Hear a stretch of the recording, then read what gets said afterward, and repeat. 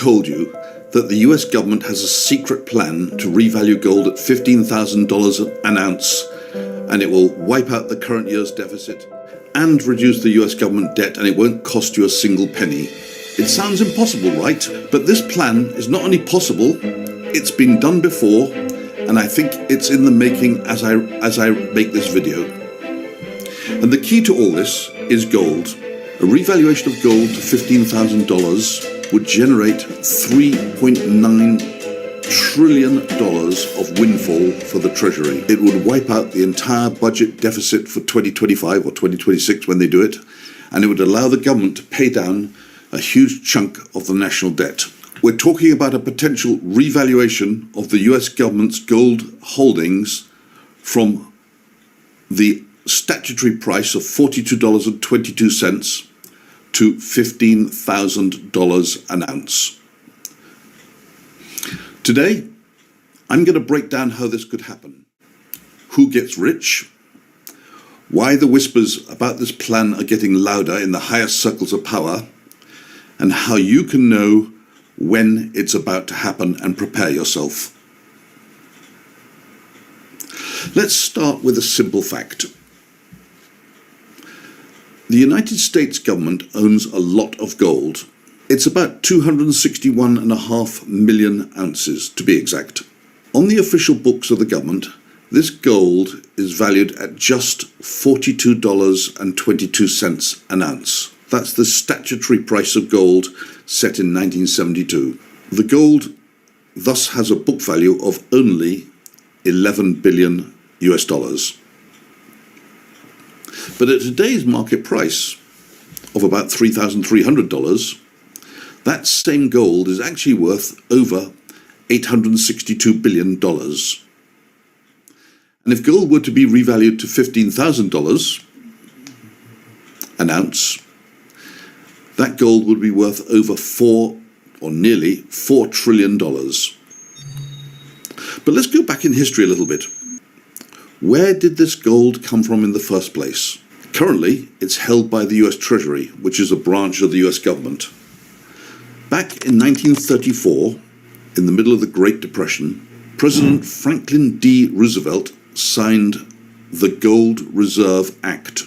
This law forced the Federal Reserve, who held the gold, to hand over all of its physical gold to the US Treasury. And in return, the Federal Reserve got a piece of paper, an IOU called a gold certificate. If you look at the Fed's balance sheet today, it's the very first asset listed on the balance sheet.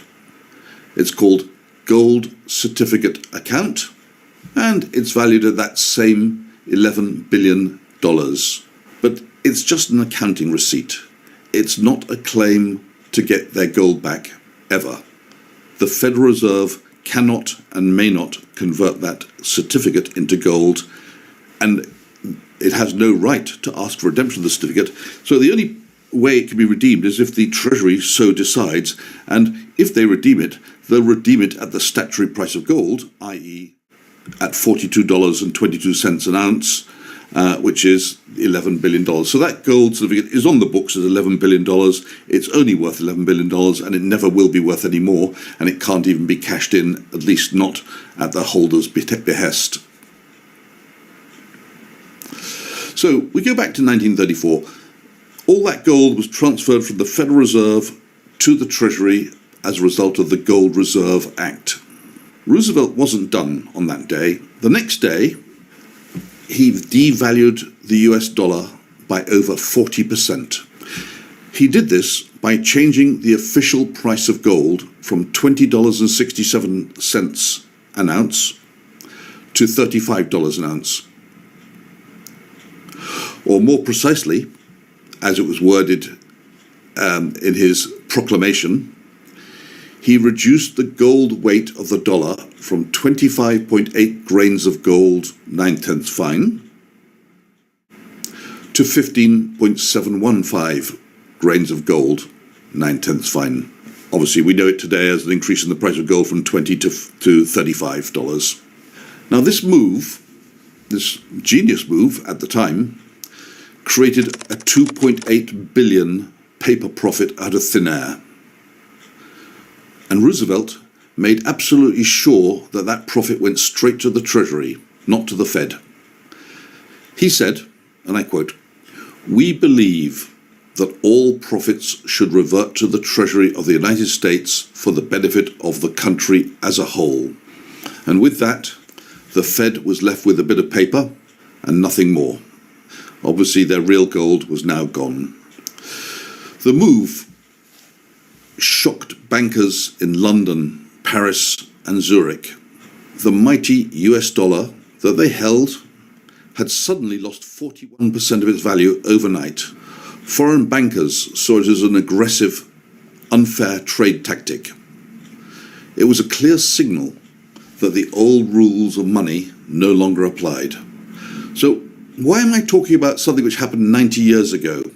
Because today, the USA is facing a similar crisis. The national debt is spiraling out of control. The interest payments alone are becoming one of the biggest expenses of the entire federal budget. The government has to refinance about $9 trillion of its debt over the next 4 years. That's roughly 1/3 of its debt. This debt was issued when interest rates were low, about 1.5% to 2%. Today, interest rates or yields on bonds are closer to 5%. That refinancing cost, which is coming over the next few years, is going to cause the government's interest costs to explode. Something has to be done, and that's where the 1934 playbook comes into focus.